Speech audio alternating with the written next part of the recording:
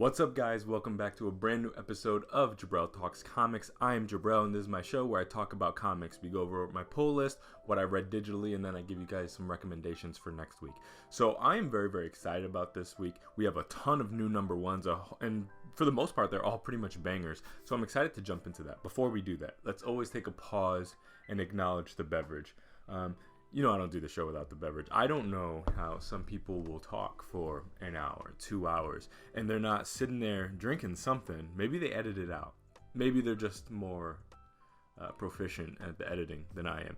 I leave it in. You get the raw experience for the most part. I trim the end, the beginning, the end of the video, but for the most part, I keep most of the middle in, so you can kind of just hang out with me, and it's like we're shooting shop here. That's the idea of the show. It's like two friends chilling, talking about comics. That's what we do here. This is a coffee in a little Nespresso cup for you guys who know what Nespresso is. But this is not just any coffee, actually. Let's just take a second. Last time I had a coffee on the show, I had a local brewer that I am really into, or local roaster actually, that I'm really into their coffee, and I buy pretty much a pound every couple weeks or something like that. Or no, it's less frequent than that, but grind it up. Got my own grinder, and I do that. This one is actually Café Bustelo. Now this is a Latino house's staple, and I used to drink this all the time, and so I've kind of reintegrated it into my day-to-day, so I drink it every morning. So just a little turbinado sugar, a dash of oat milk to keep things moving. It's beautiful. Sensational. Let's get into the poll list. We have 9 comics today, so it's a little less heavy as it was last week. I think last week was 13. Last week's stack was so heavy that it literally motivated me to go back to trades. I'm not joking. That is not an exaggeration. Like, I was talking to a couple buddies of mine, and they all pretty much, and believe me, my girlfriend says the same thing, that you gotta go back, man. Like, I spent like $78 for that stack, and to some people, I know there's people who spend well over $100 on a week-to-week basis. I can't do that. There's no way. So I'm going back to collected editions. I'm still gonna collect some ongoings, and I'm still going to collect certain variants. So if there's a really pretty Nakayama variant or Art Germ or Peach Momoko, I'll still very much pick up those books. But for the most part, I would say I'm moving back to collected editions, trades, oversized hardcovers, omnis, all that. I actually just bought my first collected edition in a really long time, and that was Wonder Woman by Gail Simone. I had been waiting for that to get back into print, so I pre-ordered that, and I'm trying to get my pull list to be a little smaller. I'm still going to be getting my ASMs and my Batmans. Don't tell anyone. I dropped Detective, which is crazy, but I'm just really not into this Rom V run, and so I was like, you know what, if I'm not liking it, let's drop it. I dropped a lot of series, but let's get into the books. I've wasted enough of your time. Jean Grey, number 1. Now, first off, let's take a look at this beautiful variant of it. I love this cover. The cover A was actually really, really nice too. So I was a little conflicted, but I was like, you know what, I'm going to go with this one. I think, what is this, Derek Chu, if I'm not mistaken? Yeah, I think this is a Derek Chu variant. And so, yeah, I am super, super excited about this book. This was one that I was apprehensive about, admittedly. Now, I'm all in to read all the Fall of X books. Don't get it twisted. But at the same time, I knew that there was I read a little bit of the solicit, and I knew that there was going to be a portion of this book that was a little bit of like a nostalgia piece, like a throwback book. And I'm not really into those. And you have Louise Simonson coming back, and they're an absolute legend. But sometimes, when you get the older writers and they're kind of re-exploring older eras, that's not really for me. They're doing it with Magneto. They've done it, Claremont's doing Extreme X-Men. Storm has one. There's a bunch of them. Those are really not my series for the most part. When it comes to like X-Men stuff, I'm just really reading the now Krakoa era stuff. And this book, I think, threads the needle and kind of lives in both worlds super seamlessly. This is a really, really great book.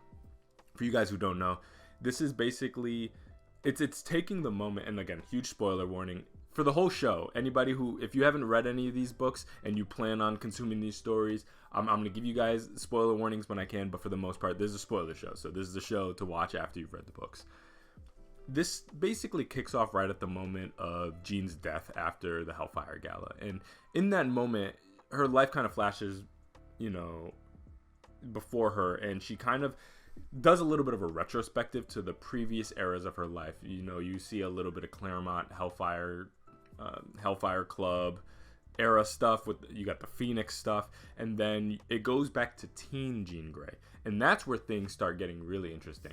And what was surprising to me is that this series actually connects pretty intimately to the all new X-Men run, which, if you haven't read that was when like Bendis was working on X-Men, and basically Beast goes back to the past and gets the original, I think, 6 X-Men to show what they have eventually became. If you don't know about that era, Cyclops was kind of wilding out, and he was teamed up, and he had his own little team, and it was a whole thing.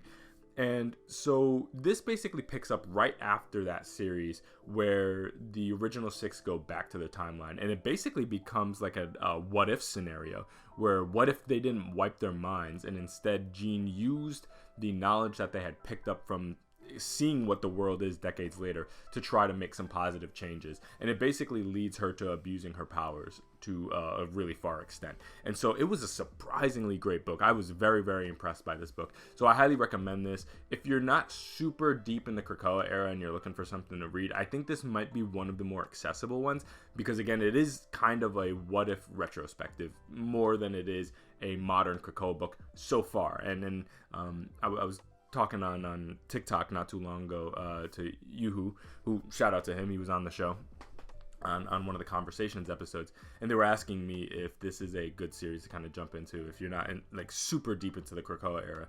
And that's the thing, it's like, as of right now, absolutely, but it gets tricky, you know what I mean? Like, things eventually they could come current, and then now we're in a situation where it actually ties very heavily to after the Hellfire Gala, Orcus, and all that stuff. And that's where you can be in a tricky spot. So highly recommend this book, though. Very, very good stuff. We have the Stormbreakers variant for ASM 32. And this is actually a really fun comic. I'm really liking what Zeb Wells is doing right now.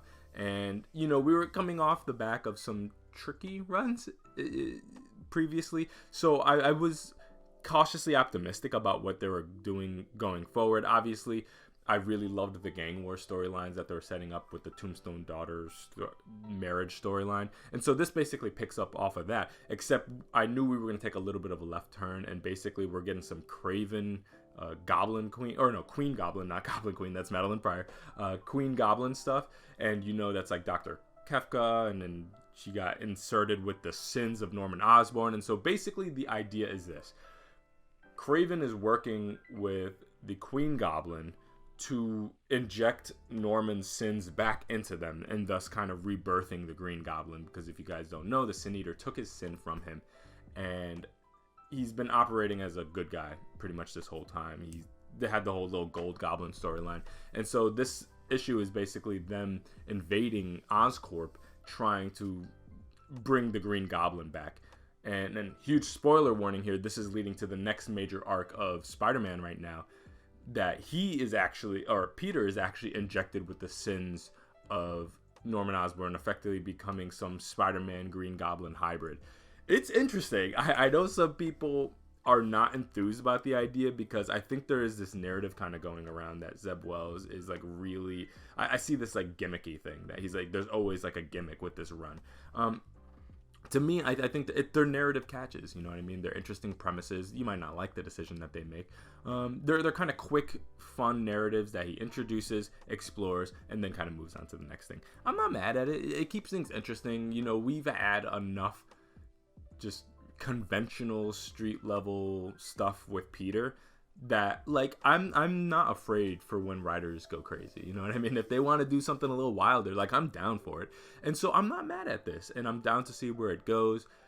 Again, like, it's one of those things, I let it cook, and you could judge Zeb Wells' run by now. I mean, we're 32 issues in, so we've had more than enough material that I think somebody could render a verdict on this run, and I think a lot of people are on the more negative side, but I try to treat it also arc by arc. Like, yeah, I have a general thought on Zeb Wells' run in totality, and I think I'm gonna hold those thoughts for the total run until things kind of wrap up and a new team jumps on, so I can judge him fairly, because his last arc can be like a banger, and then that can kind of change my temperature on him.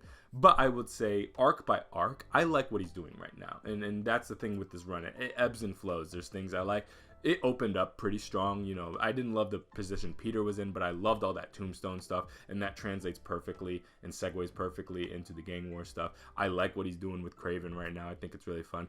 What they just did with Dr. Octopus, that was kind of a fun, campy, goofy storyline leading into what I think is going to be a more serious Dr. Octopus run when Dan Slott does the Superior Spider-Man stuff. There's lots of good stuff happening in the Spider-Man world right now. It's not all negative, and then that's one thing I want to reinforce for anybody who's not reading Spider-Man and just kind of sees the headlines.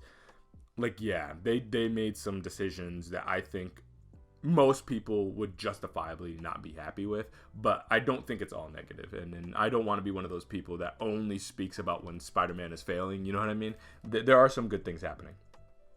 Next up, Moon Knight, City of the Dead. Now, this is actually a series I was ordering variant covers for before I dropped. So I have dropped this series physically. I might just continue it digitally or just wait for the trade to come out. This book is pretty good. First off, I really love this variant. It's very colorful and nice. And basically, if you don't know what the series is about, this is Moon Knight in the afterlife, or kind of, so it's a more supernatural kind of spin on the character, and he's kind of working with the Scarlet Scarab to kind of free these trapped souls of these kids that are, and he's kind of dealing with this kind of afterlife underground thing. It's cool. I'm not blown away by it. It's fine. I think what makes it extra is the fact that the mainline Moon Knight book right now by Jed MacKay is just an absolute banger week or month to month. And so anything in comparison, like the art on that one, the writing on that one, it to me is just a little bit more, or not even a little bit, but a lot more solid. So this one is kind of like, it's fine. I think it's only going to be like 4 or 5 issues, so I'll probably stick it through, but this is not like must read material or anything like that. Next one is a facsimile I was pretty excited about. We have Spider-Man 300. Now, this one actually this obviously is like a classic issue, and I'm excited to have a physical version of it. I love these facsimiles because, higher print quality, just the chance to have a single issue of a classic book that might be a little bit difficult to find.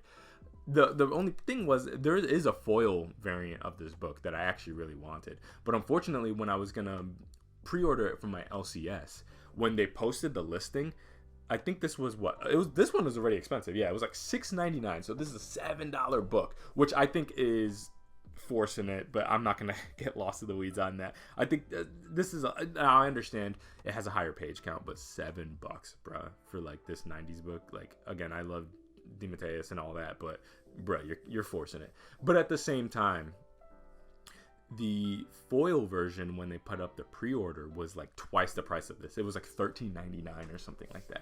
And I'm like, are you nuts? Like $14 for a foil? Which is weird because I bought multiple foils. I bought like the Art Germ foil for Harley Quinn Black, White, and Red #1. I have Tales of the Titans with the Starfire cover, also Art Germ, also foil. It was like $1 more or something like that. Why this was twice the price of the other one, I don't know. But I will get too lost in the prices. But just as a heads up, like, this is a great facsimile. I love facsimile editions, but for $7, I have a hard time justifying this. This max should be like a $4.99 book just because of the higher page count. I'll give it to them, whatever. But at the same time, no, they were forcing it on that one. But again, it is a great issue. It is a great era. I love Todd McFarlane's art. Obviously, this segues perfectly into kind of Todd McFarlane's run and stuff like that. And so this was just a really fun issue to kind of go back to. I haven't read this material in a really long time. I haven't done like a 90s Spider-Man reading since I was like, in middle school or something like that, maybe early high school. It's been a very long time. I need to go back to all that and the Clone Saga and stuff like that. But this was really fun to go. It's basically a classic Spider-Man and Venom story. And you have a very campy take on Venom. You have Eddie Brock in the priest uniform and all that. When Peter is tied to the bell, you get some Peter Mary Jane stuff. They're moving into each other. They got a new place, but she's obviously still reeling from the effects of encountering Venom that first time. So again, a very fun book to read and a fun thing to go back to, but the price is just insane. So those are my Marvel books for this week. We actually have, quite a few DC books I'm excited to go for. Let's go to another #1. We have the Penguin #1.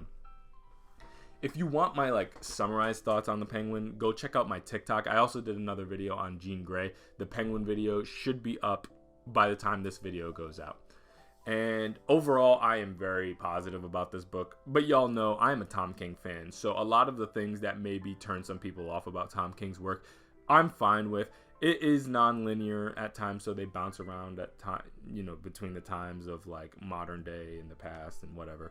And it tends to be a little slow. Like they open very cinematically. You're just getting a vibe for his day-to-day life, and it is really just a panel by panel by panel, taking the time to really explore the current life of Penguin after he died in the mainline Batman series.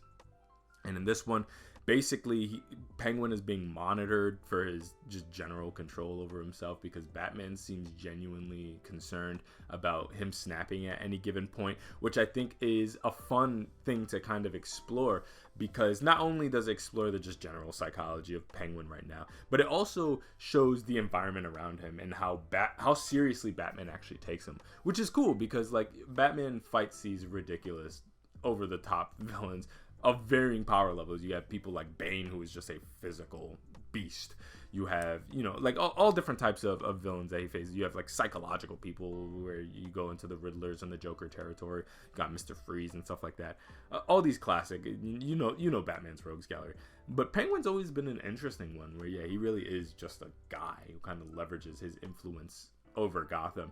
And in some ways, they've kind of positioned Penguin as this kind of necessary evil, like he keeps the underground in control, and in the power vacuum of his absence, the issues that arise are sometimes more problematic than having Penguin around in general. So I know there's always been kind of a conflict in Gotham about like how to handle Penguin, because sometimes it makes more sense to kind of keep him around.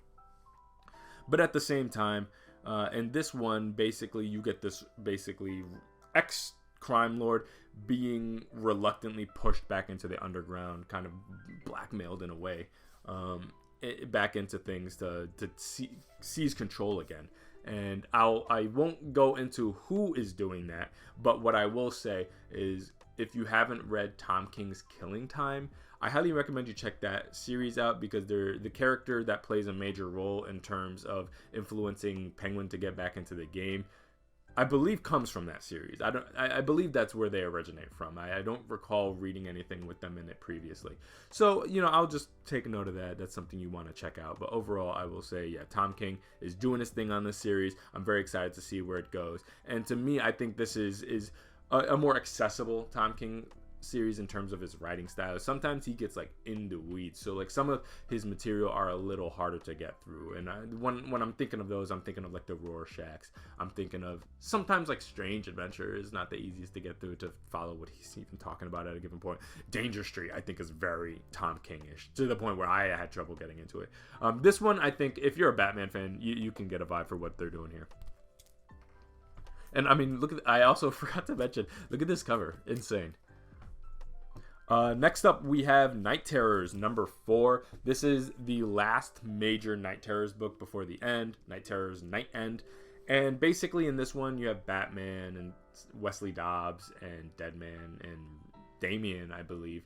And you're getting a look into Insomnia's past, which in turn kind of informs his motivations. And I would say I was a little kind of let down by his motivations, just because of how predictable I guess they were.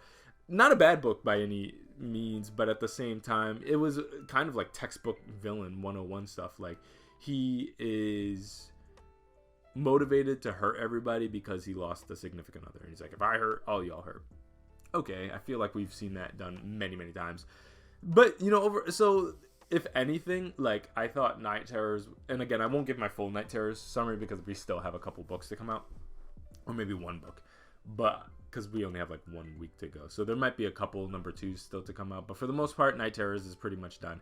And I will say, if the main thing I didn't love about this event is the fact that Insomnia, I just couldn't really take that seriously as an antagonist. I got his motivations, and then it's like they set him up, we know what he's trying to do, and then they kind of spun their wheels for a while, and now we're getting the insight into why he's doing what he's doing, and once they answer the question, like, okay.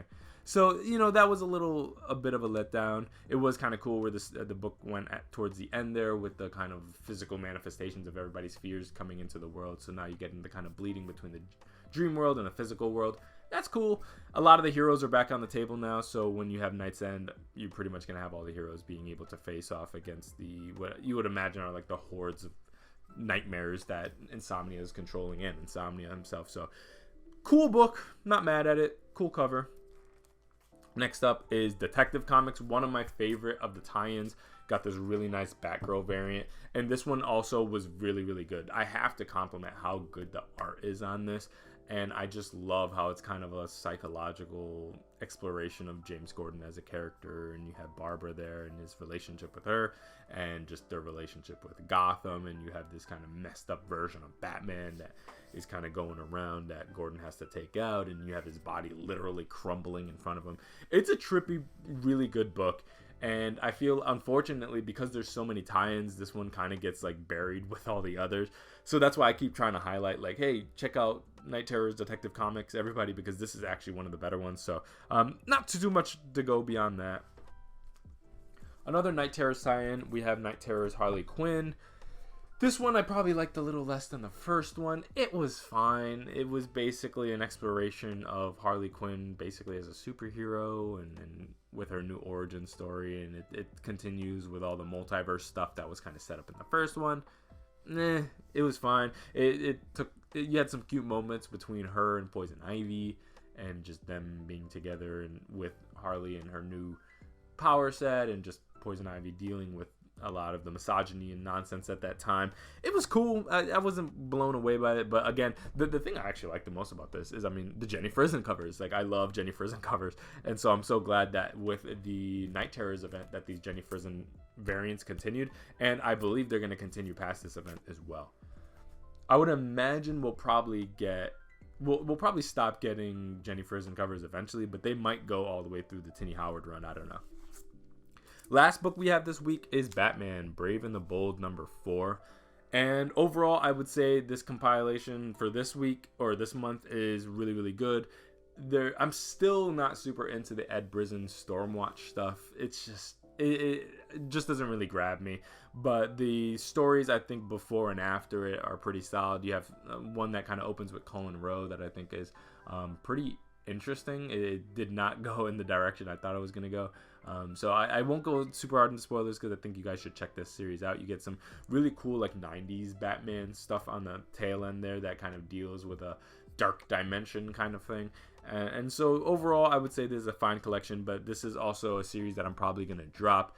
I was hoping it was going to be one thing, and it turned out to just be kind of a general compilation, not dissimilar to the kind of Harley Quinn, Black, White, and Red type of stuff, just with full color. That's basically what this is. It's different creators kind of coming together in a compilation book, but I wasn't really blown away by any of them. I haven't really loved any of the stories since what Tom King did, but overall, I'm not mad at it.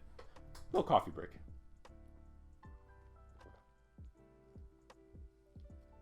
Delectable.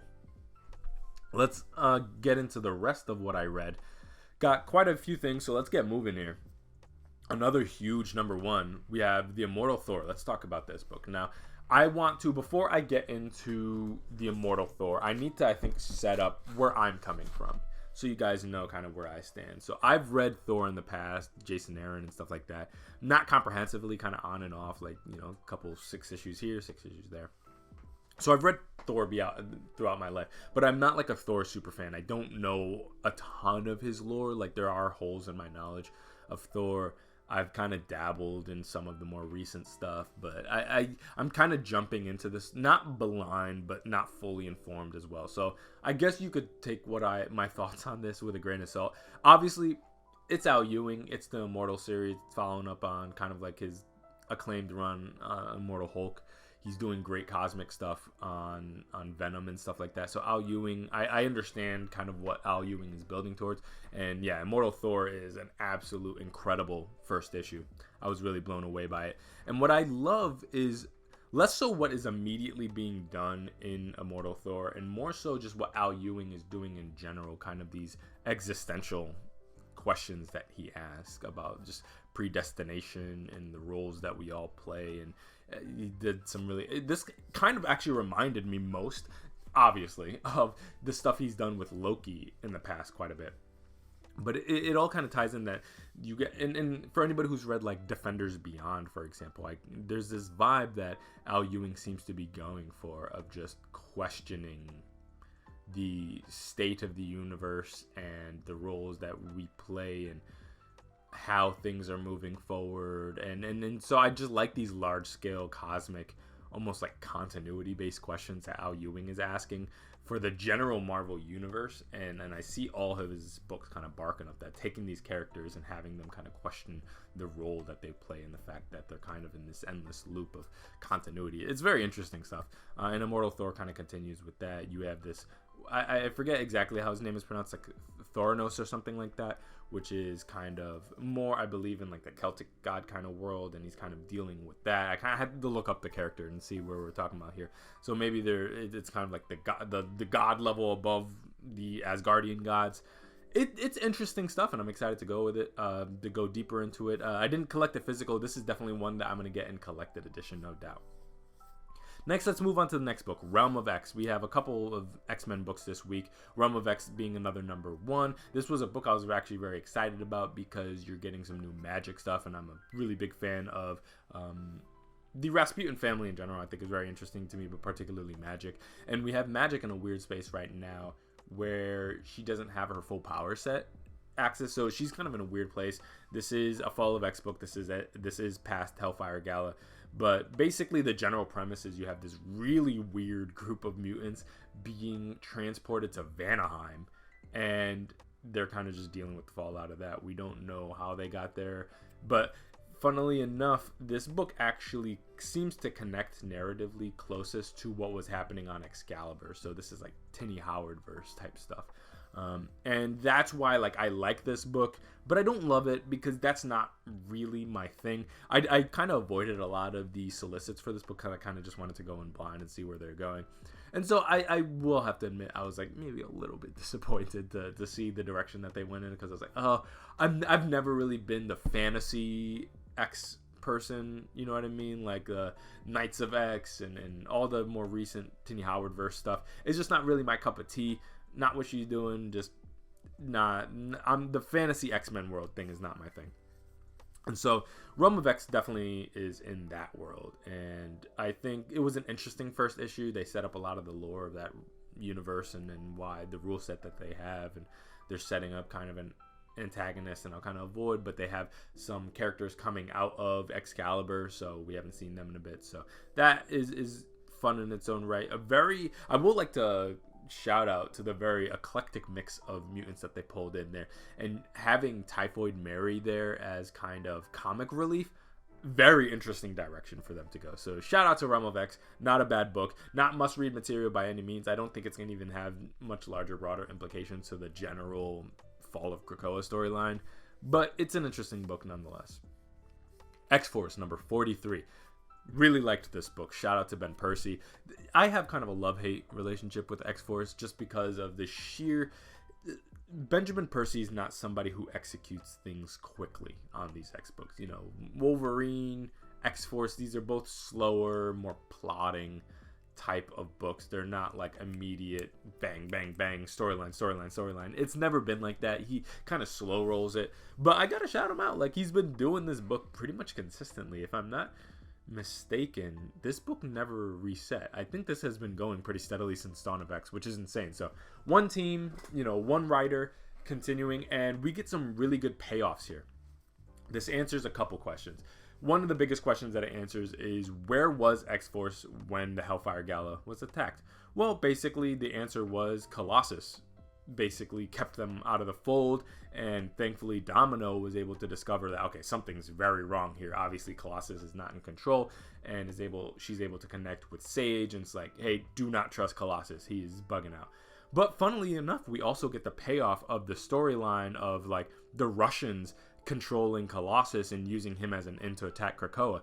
Now, what I don't know, and maybe you guys can answer this, is I don't think that the Russians and Orcus are working together. So maybe their timing was just bad.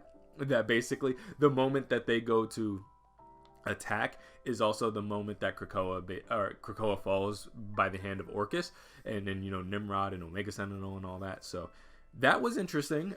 Basically, the way it kind of leads to the end, they kind of go through the portal, and obviously plans have changed, and you have the Russians waiting there. So you get a payoff on a lot of these storylines. That's one of the things I had been asking was you had this whole storyline of Colossus basically losing control, and you've had some of the mental implications of it kind of dabbled in with Immortal X-Men, but at the same time, there was a literal plan being put in place to kind of attack Krakoa, you would imagine, through Colossus, and it seems like that's finally coming to fruition. So one of the more eventful X-Force issues, so I'm not mad at it.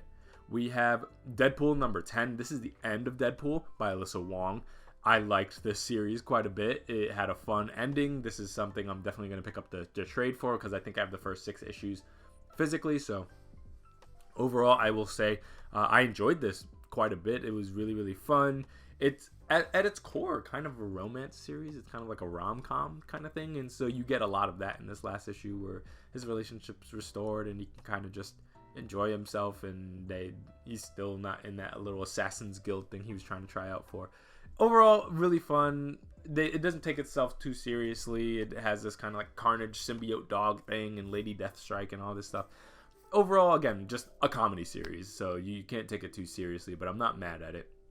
Let's go into something a little bit more serious. We have Invincible Iron Man number 9. Obviously, continues right off of where it left last time with him and Emma kind of in the sewers, and he protected her through that, and you kind of just deal with the fallout of her learning about what happened on Krakoa and her grieving over that, and him at the same time trying to counteract Fei Long and stay alive and keep the Avengers out of this, because naturally they want to help. They're trying to get a vibe of like, well, what is happening? How can we help you?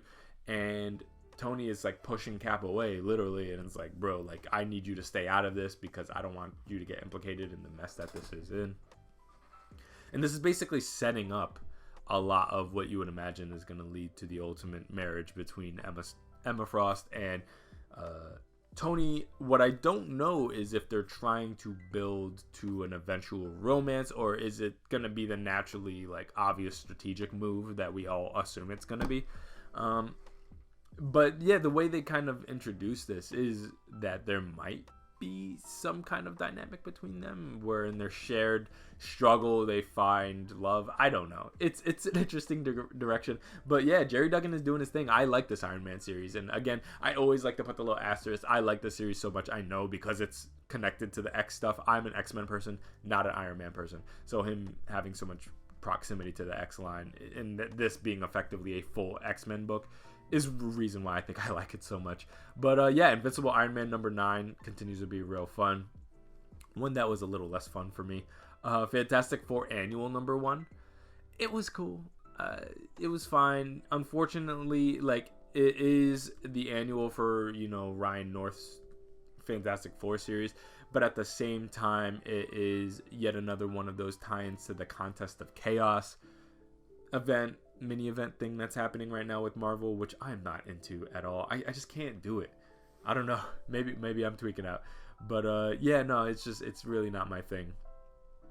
And so as far as that's concerned, I'm kind of good on that. And this one doesn't really further any of the storylines. You basically have Human Torch versus Ghost Rider, and then you get a little thing towards the end there with I believe it is Clea Strange, Spider-Man, and Jessica Jones, not Jessica Drew, Jessica Jones, kind of looking into the magic of what's going on here. And we all know that Agatha Harkness is the one kind of doing all this. Why? I don't know. Again, maybe looking for a champion to do something, but it's not great as far as I'm concerned. Next one, Daredevil and Echo, written by Taboo and I think like B. Earl or something like that. This was a weird series. It was, I guess, a fun look into Daredevil and I guess Echo's ancestral past and how that connects to now. You get some time displacement stuff.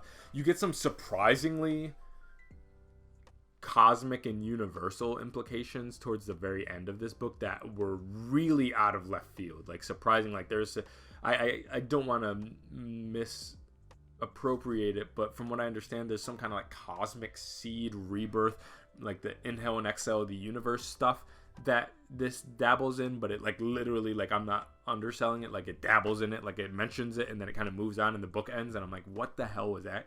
So yeah, this is a weird one. If you're into what Zdarsky was just doing, this is not connected to that whatsoever. If you like Daredevil, check it out. If you're looking to read a little bit of Echo stuff, I guess, before the MCU show comes out, yeah, maybe this is still not a great entry point to the characters, either of them, but it's worth checking out, I guess. But I don't. This is one series that I did not understand at all. Black Panther #3 by Evel Ewing did this one. I like this Black Panther volume personally, and what I love about it is that it's really taking the time to explore Wakanda, the different families there, the different conflicts on a kind of interpersonal level. With a lot of the previous runs, we get a lot of the implications up top, the power struggles between prime ministers and kings and just the general the power centers of Wakanda, as opposed to the implications on just kind of a cultural lower level of just the interpersonal relationships. So yeah, Black Panther is continuing to be a really good series. I'm excited to see where it goes. You have some interesting stuff with a Deathlock as well, kind of facing off against Black Panther. So I'm liking this. It doesn't, and what I like about it is, yeah, obviously we know that he's been exiled. He's not king anymore. And the last run, I think, explored a lot of what that means and kind of him on the run and dealing with all of that. This one, I like that it's not stewing on that too much. Like, yes, he is in a bad position. He's been in a bad position for a long time. But they're really just taking the time to explore Wakanda. They're not getting too lost in the weeds there. Next up, Planet of the Apes #5. I don't know if anybody else is reading this book. It's fine. It's a cool Planet of the Apes series. What I like about it is that it frames it a lot more realistically to modern times. So giving you a quick rundown is you got the simian flu. It's wiping out people. And then you have, I forget the exact name. It's something Viri, Exerius Viri. I don't know the name of it. It's some terrorist group that is basically looking to kill off all the monkeys or the primates to be for a human future or something like that. And so you have these dueling factions. It's fine. It's a cool book. I'm not mad at it. We have Dark Knights of Steel #12. This is the last Dark Knights of Steel book. And yeah, I loved it, man. And I'm so excited to get the second hardcover for this book. They did their thing on this one. It kind of wraps up everything cleanly, but it also leaves it some stuff open that they could totally do a second volume. So if we're gonna maybe get multiple sagas like the Deceased series or DC versus Vampires or something like that, I'd love that for this to be kind of maybe an annualized thing. But overall, really, really great series. I love that, it's a clean 12 issues. They don't overstay their welcome. It fits cleanly into 2 nice hardcovers, and it's a nice, fun fantasy look at the DC universe. Not much more to say beyond that. Let's get into some quick Night Terrors. We have Night Terrors Titans #2. This one was cool. It continues to explore kind of them stuck in the tower, but it explores more of the history of the tower, and it finally answers one of the questions I had, which is, who the hell is that random girl that was there? Okay, it's the physical embodiment of the tower itself when, it used to house prisoners, and it's just grappling with its own past. It's interesting. It's interesting to see kind of a anthropomorphized version of the tower, like a physical human embodiment of it. It's interesting. We have Night Terrors Action Comics #2. I liked the Power Girl intro of it. You have her kind of being concerned with getting too close to Omen, and that's the kind of crux of the main story there, is that she fears the intimacy of getting too close to anybody, and so Omen kind of has her in a Groundhog Day loop of trying to attack her and fight off, and then eventually she breaks out of the dream, and it's a cute little story. And then it kind of goes into some Cyborg Superman stuff, and you have the rest of the Superman family kind of running away from them, and then eventually they all kind of come together awake to face off of inevitably what's going to happen in Night's End. Cool. Let's get into some indie books. We got 2 indie books this week. We have The Oddly Pedestrian Life of Christopher Chaos #3. This is probably my favorite indie book out right now. I'm really having a great time with this. And I did want to shout out one thing, because last week I mentioned, James Tynion, but then I realized, a lot of people are only attributing James Tynion to the story, which again, from what I understand, had the initial idea. But also Tate Bromball is the one that is scripting this, and I also wanted to give him a shout out too. And Isaac Goodhart also on art. But yeah, great team on this, and this book continues to be really, really fun, and it gives us a lot more insight into the antagonists of this series, this kind of religious group that is hunting all the monsters. You have the crew finally together. You have Christopher Chaos and the two friends, one of which is a vampire, and then she seems to have some kind of conjuring powers that are kind of interesting. So they get attacked in their classroom, and they kind of fend off the forces from that one crew. And so yeah, overall, I think this is a really, really fun book. Again, we're only 3 issues in, but I'm excited to go see where it goes. And it's kind of cool having Christopher Chaos being this kind of reanimation, and they're trying to bring their friend back that was hunted for being a vampire, or a werewolf, actually. Very interesting stuff. And then lastly, we have Indigo Children number 6. This went an interesting direction, not where I thought it was gonna go. But from what I understand, this is the end of an arc. It's not the end of the series, so it's going to be coming back with another volume, it seems like. So it's probably going to be treated like a lot of indie books do with a new volume, with like Bunny Mask or something like that. So I think the next one, I think they dropped the name of it. It's going to be Indigo Children with something else, probably number 1 or something like that. But spoiler alert for anybody who hasn't fully caught up yet, but this takes a turn into giving us full insight about where these kids come from. And from what I understand, or not kids, but where these people with powers come from, now we have some insight into them being ancient Martians, apparently. That they come from an ancient species who have their shared knowledge into this kind of computer conduit, and there's some infighting there towards the end. And they are introducing some of their technologies into the world, and yeah, they come from Mars, I guess, but before like some major kind of cataclysm or civilization failure happened over there in Mars. It's interesting. It's not the direction I thought it was going to go. I'm very excited for this next volume. I thought it was going to definitely go more a Umbrella Academy X-Men type route, you know, kids with powers, and there's an agency, maybe a little Stranger Things in there. Nope, not what they're doing at all. So and I like that. It keeps you on your toes. It's unpredictable. So yeah, shout out to Indigo Children. Very good. Again, I just love how cinematic this series is, and how the art translates from panel to panel. Very good stuff. Let's get into the pick of the week this week. So I'm gonna go through my pull list, and I'm conflicted between 2, but you know what? I'm going to choose this one. Call me biased, but I'm going with The Penguin number 1. I just thought Tom King absolutely killed it with this book, and I'm so excited to see what he does next.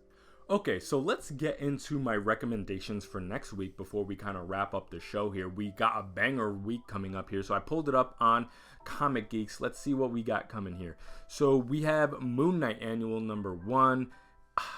This Moon Knight run has been so good, but the Contest of Chaos stuff is not good. So maybe recommend like a half recommendation, I would say. Wolverine number 36. This is continuing the Weapons of Vengeance miniseries event that's happening right now between him and Ghost Rider. Love this event so far, so definitely recommend Wolverine number 36. Ultimate Invasion number 3. We have some Hickman stuff. You know I'm always going to recommend the Hickman books. We have Incredible Hulk number 3. This series continues to be awesome, and I think super underrated.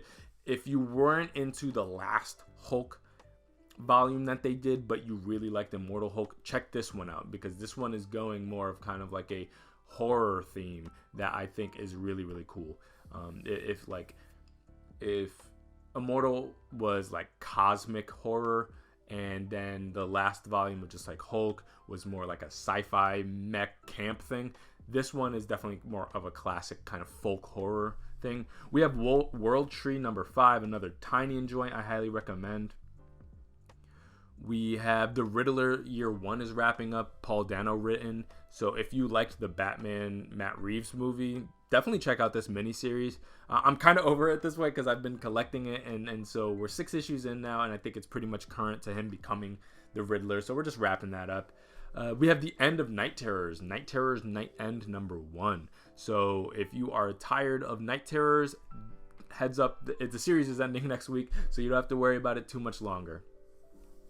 Next up, we have Batman Catwoman, the Gotham War Battle Lines number 1. This seems going to be like a crossover miniseries between Tini Howard's Catwoman and Chip Zdarsky's Batman. So if you like those 2 series, definitely check out this event. I'm pretty excited for it. I believe I pre-ordered this one book, but this is definitely something I'm going to get in collected edition. Next up is one definitely do not sleep on, Blade number 2. Blade number 1 was so good. The art is awesome, and the general tone of it is really, really good. So definitely check out Blade. We have Miss Marvel, the New Mutant number 1. This is one that a lot of people were talking about. I'm very excited about this because I got an art germ variant for this one. This is a Fall of X book as well, and it's basically Comic-Con's formal debut in her own series in the X office. It's also Iman Vellani partial written, and I'm excited to see what her writing style is like. So yeah, Miss Marvel, the New Mutant, I highly recommend. We have the Doomsday special. It's an Action Comics Presents thing that I think could be pretty interesting. If we could keep moving, we have Marvel Age number 1000. I don't actually know what this book is going to contain. I haven't looked super closely into it, but it is something I pre-ordered. It's going to be oversized, so that might be pretty interesting for you Marvel fans. We have from Distillery, The Devil's Cut number 1. I don't know much about this other than it's kind of like a creator-owned line thing that they're going to have a lot of different series and a lot of major creators looking into. So ask your LCS about this. This might be pretty interesting to have. I also know that it's most likely probably going to be a collector's edition or a collector's item for sure.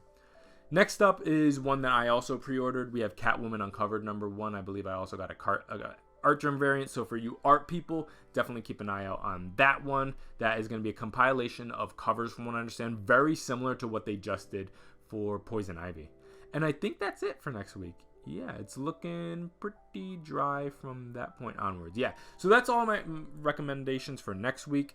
Be sure to let me know down below, what are you picking up? What are you excited about? What are you not excited about? Sure, let's talk about that. If you don't follow me on TikTok so far, I highly recommend you go do that. I have a lot of my thoughts on the various books that we talked about this week up there as well. I got lots of great stuff. I have multiple drafts of daily uploads that are coming forward. So for any of you who follow me on TikTok already, you've probably noticed that my output is quite a bit higher now than it used to be. So I highly recommend you go check that out. And yeah, that's this week of Jibreel Talks Comics. If you've made it this far, thank you so much for watching. We will be back here next week with a brand new episode. Until next time, see you guys. Bye.